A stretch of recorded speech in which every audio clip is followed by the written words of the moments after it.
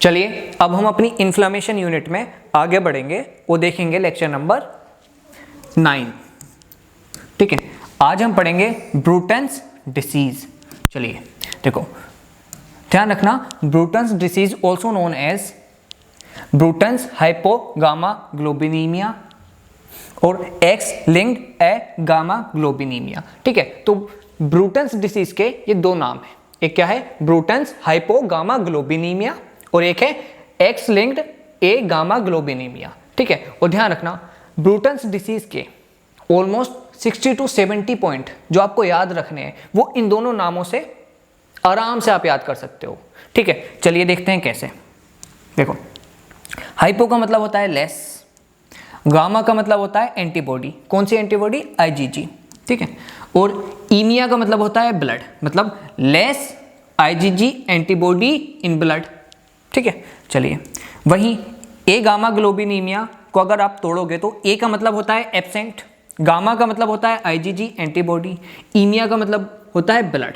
ठीक है, तो absent IgG antibody in blood. ठीक है, तो ध्यान रखना ब्रूटन्स डिसीज में क्या होता है, IgG एंटीबॉडी या तो डिक्रीज हो जाती है ब्लड में या एब्सेंट हो जाती है ब्लड में। ठीक है, मतलब डिक्रीज भी हो सकती है और एब्सेंट भी हो सकती है। ठीक है, चलिए आगे चलते हैं। ब्रूटन्स हाइपोगामाग्लोबिनीमिया, देखो इस नाम से हमें क्या क्या पता चल सकता है। देखो, तो पहला तो वही कि IgG एंटीबॉडी लेस हो जाएंगी, अगर IgG एंटीबॉडी लेस हो जाएंगी तो ऑप्सोनाइजेशन में डिफेक्ट आ जाएगा।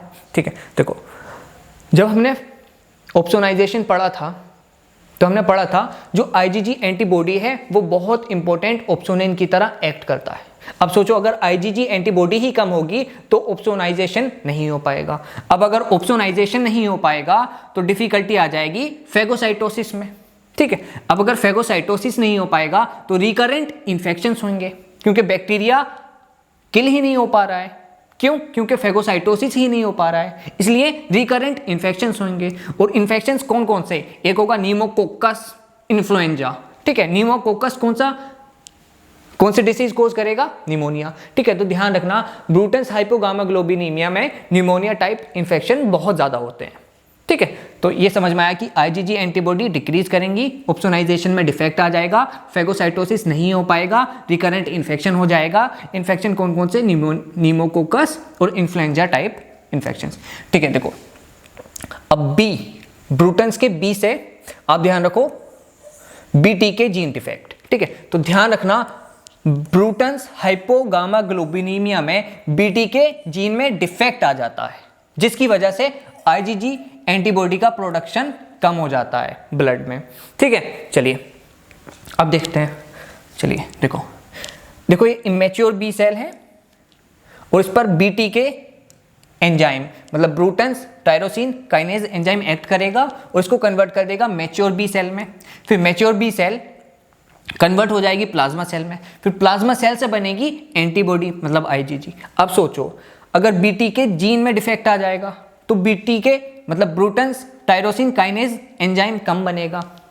अगर Bruton's tyrosine kinase enzyme decrease कर जाएगा तो immature B cell mature B cell में कन्वर्ट नहीं हो पाएगा, फिर mature B cell plasma cell में भी कन्वर्ट नहीं हो पाएगा, जिसकी वजह से जो IgG एंटीबॉडी है वो डिक्रीज हो जाएंगी, मतलब उनका प्रोडक्शन लेस हो जाएगा। ठीक है, चलिए अब देखो एक्स लिंक्ड गामाग्लोबिनीमिया भी कहा जाता है ब्रूटन्स डिसीज को। तो देखो इससे क्या क्या पता चलता है वो देखते हैं। देखो एक्स लिंक्ड मतलब एक्स लिंक्ड रेसेसिव डिसऑर्डर है, ध्यान रखना ब्रूटन्स डिसीज जो है वो एक्स लिंक्ड रेसेसिव डिसऑर्डर है। ठीक है, अब देखो एक्स लिंक्ड मतलब जो एक्स क्रोमोसोम है उसके जीन पर एबनॉर्मेलिटी आ जाएगी। ठीक है, देखो ये एक्स क्रोमोसोम है। ठीक है, ये शॉर्ट आर्म है जिसको हम डिनोट करते हैं P से, ये लॉन्ग आर्म है जिसको हम डिनोट करते हैं Q से। ठीक है, तो ध्यान रखना एक्स क्रोमोसोम के लॉन्ग आर्म पर जीन होता है जिसका नाम है BT के जीन। ठीक है, तो एक्स क्रोमोसोम की लॉन्ग आर्म पर एक जीन होता है जिसका नाम है BT के जीन। तो अगर यहां पर डिफेक्ट आ जाएगा तो ब्रूटन्स डिसीज हो जाएगी। ठीक है, और ये एक्स लिंक्ड रेसेसिव डिसऑर्डर है, ध्यान रखना बहुत ज्यादा पूछा जाता है। की पॉइंट्स देख लेते हैं। देखो पहला BT के जीन डिफेक्ट है, ऑलरेडी हम पढ़ चुके हैं। बी सेल डिफेक्ट हो जाते हैं। देखो यहां पर देखो इमेच्योर बी सेल कन्वर्ट नहीं हो पा रहे हैं मैच्योर बी सेल में। क्यों? क्योंकि ब्रूटन टायरोसिन काइनेज एंजाइम की डेफिशिएंसी हो गई है। समझ रहे हो आप? समझ रहे हो? ठीक है, तो मतलब ये डिफेक्ट है बी सेल का। ठीक है, चलिए आगे बढ़ते हैं। देखो बॉयज मोर अफेक्टेड, देखो एक्स लिंक्ड रेसेसिव डिसऑर्डर है इसलिए बॉयज ज्यादा अफेक्टेड होते हैं। ठीक है, चलिए वो देखो ये इम्यूनो डेफिशिएंसी डिसऑर्डर है। देखो सॉरी, देखो इम्यूनो डेफिशिएंसी डिसऑर्डर जो है वो दो तरीके का होता है, एक होता है हिमोरल, एक होता है सेलुलर। ठीक है, हिमोरल इम्यूनो डेफिशिएंसी डिसऑर्डर में बी सेल का डिफेक्ट हो जाता है, जबकि सेलुलर इम्यूनो डेफिशिएंसी डिसऑर्डर में टी सेल का डिफेक्ट होता है। ठीक है, चलिए ठीक है, तो अब देखो ब्रूटन्स डिसीज में कौन से सेल का डिफेक्ट है? बी सेल का डिफेक्ट है, मतलब ये humoral type of immunodeficiency disorder है, ना कि cellular type of immunodeficiency disorder. ठीक है, तो ध्यान रखना ब्रूटन्स डिसीज जो है उसमें बी सेल डिफेक्ट होते हैं, इसलिए humoral type of immunodeficiency disorder है, ध्यान रखना। ठीक है, चलिए अब देखो ये एक पॉइंट था बॉयज मोर अफेक्टेड, तो अब सवाल आता है बॉयज ही मोर अफेक्टेड क्यों होते हैं, वो देख लेते हैं। चलिए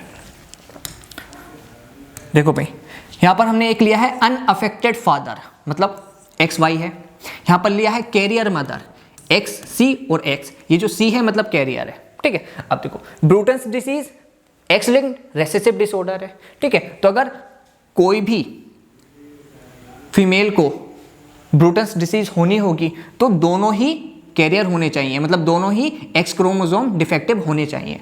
ठीक है, लेकिन यहां पर सिर्फ एक क्रोमोसोम डिफेक्टिव है इसलिए इसको हम कैरियर कहेंगे। ठीक है, चलिए अब देखो एक एक्स यहां से लिया, एक एक्स यहां से लिया, एक एक्स यहां से लिया, एक एक्स यहां से लिया, एक वाई यहां से लिया, एक एक्स यहां से लिया, एक एक्स यहां से लिया और एक वाई यहां से लिया। ये आपने क्लास 12th में अच्छे से पढ़ा होगा, ये करना आपसे आता होगा। ठीक है, अब देखो ये क्या हुआ एक्स एक्स सी, मतलब ये है कैरियर डॉटर। देखो एक एक्स क्रोमोसोम डिफेक्टिव है, ठीक है, लेकिन डिसीज होने के लिए दोनों एक्स क्रोमोसोम डिफेक्टिव होने चाहिए थे। ठीक है, तो मतलब ये जो डॉटर है ये कैरियर है ना कि डिसीज्ड। वहीं देखो ये दोनों एक्स क्रोमोसोम सॉरी हाँ दोनों एक्स क्रोमोसोम नॉर्मल है तो यहाँ पर नॉर्मल डॉटर होगी। ठीक है, वहीं यहाँ पर देखो ये है एक्स सी वाई। ठीक है, देखो यहाँ पर एक एक्स क्रोमोसोम है और वो ही डिफेक्टिव है, तो यहाँ पर जो सन होगा वो डिसीज होगा, जबकि यहाँ पर देखो एक्स वाई मतलब जो एक्स क्रोमोसोम है वो नॉर्मल है तो यहाँ पर सन नॉर्मल होगा। समझ में आया? तो यहाँ पर देखो डॉटर यहाँ कैरियर है लेकिन डिजीज नहीं है, यहाँ पर डॉटर नॉर्मल है, यहाँ पर सन नॉर्मल है, लेकिन यहाँ पर देखो सन मतलब बॉयज डिजीज्ड है। तो इसलिए ध्यान रखना ब्रूटन्स डिसीज ज्यादा कॉमन होती है बॉयज में। इवन आप ये चीज ध्यान रखें एक्स लिंक्ड रिसेसिव डिसऑर्डर जितने भी होते हैं वो ज्यादा कॉमन होते हैं मेल्स में एज कंपेयर टू फीमेल्स में। फीमेल्स में कैरियर होते हैं। ठीक है, चलिए आगे चलते हैं। अब देखो B cell areas underdeveloped, देखो ये बी सेल का डिफेक्ट है तो जो बी सेल एरियाज होंगे वो अंडर डेवलप्ड रह जाएंगे, जैसे पेयर्स पैचेस, टॉन्सिल्स।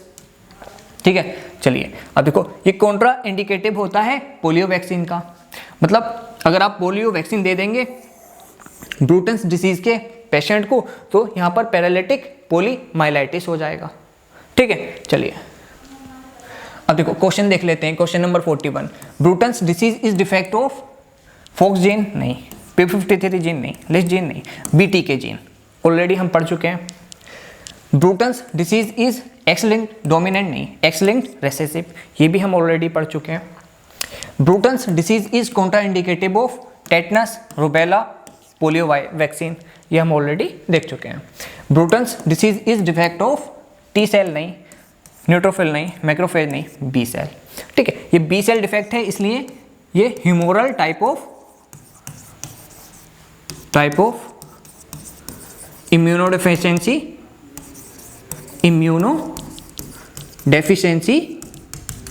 डिसऑर्डर है। ठीक है, चलिए question number 45, in Bruton's disease which area is underdeveloped. देखो ब्रूटन्स डिसीज में क्या होता है, ब्रूटन्स डिसीज में बीटी के जीन डिफेक्ट हो जाता है। अब अगर बीटी के जीन में डिफेक्ट हो जाएगा तो बीटी के मतलब ब्रूटेंस टायरोसिन काइनेज एंजाइम नहीं बन पाएगा, और अगर ये नहीं बन पाएगा तो immature B cell mature B cell में कन्वर्ट नहीं हो पाएगा। ठीक है, अब अगर immature B cell mature B cell में कन्वर्ट नहीं हो पाएगा तो ये बी सेल का डिफेक्ट है। अब अगर बी सेल का डिफेक्ट है तो वो एरियाज जहां पर बी सेल ज्यादा दिखाई देंगे वो अंडर डेवलप हो जाएंगे। पैनक्रियाज नहीं, स्प्लीन नहीं, लिवर नहीं, टॉन्सिल्स। ठीक है, ध्यान रखना टॉन्सिल्स में बी सेल्स बहुत ज़्यादा पाए जाते हैं, इसलिए टॉन्सिल अंडर डेवलप रह जाएगा। ठीक है, तो उम्मीद है ब्रूटेंस डिसीज या ब्रूटेंस हाइपोगामाग्लोबिनीमिया डिसीज या एक्स लिंक्ड एगामाग्लोबिनीमिया डिसीज, इसके 3 नाम है। ठीक है, आपको समझ में आई होगी। अगर कुछ भी कमी लगी है आपको इस लेक्चर में तो आप बताइए, मैं उसको इंप्रूव करूंगा। और आप क्या क्या चाहते हैं पैथोलॉजी में वो भी बताइए, हम आपके हिसाब से भी चलेंगे। ठीक है, थैंक यू।